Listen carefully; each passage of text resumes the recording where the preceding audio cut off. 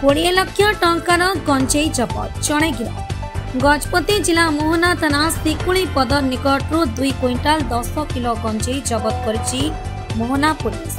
गंजेई चोराचालान अभियोग रे जड़े अभियुक्त को गिरफ करा जायछि। गिरफ अभियुक्त जनक हेले सिकुली पदर गाँव बुडू रईत। एसपी जतीन्द्र पंडा निर्देश क्रमे ऑपरेशन प्रहार माध्यम मोहना थाना अधिकारी बसंत सेठी और टीम सिकुली पदर ग्राम निकटस्थ रास्ता पाट्रोलिंग करथिले। एही समय रास्ता कड़े गाड़ी को अपेक्षा करिथिबा जणे व्यक्ति को देखि संदेह होइथिला।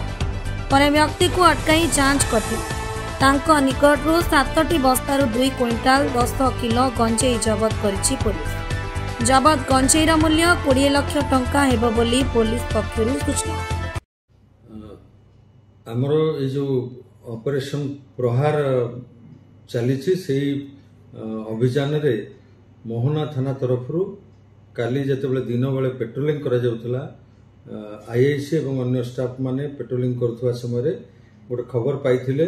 से खबर को बेस करके से माने सिंकुली पदर ग्राम को जो रास्ता जाइछि से रास्ता कड़े जने व्यक्ति किछि बस्ता रखी सेटारे उपस्थित थिले।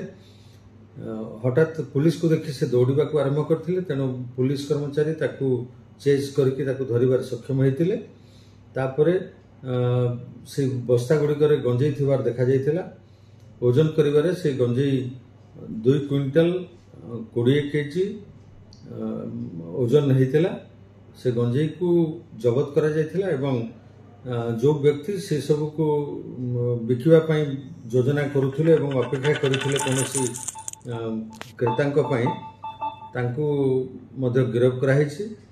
तांको ना बुडू रईत, पिता स्वर्गत डाडू रईत एवं तांको घर से सिंकुली पदर बाघमारी अंचल रे। ये घटना रे अधिक तदंत जारी रही। जदि ये घटना रे आउ कहार संपृक्ति थिबो ताकू मध्य खूब शीघ्र आमे गिरफ करिवो। गजपति जिलारो टिकिलिमांक रिपोर्ट पंचदूत खबर।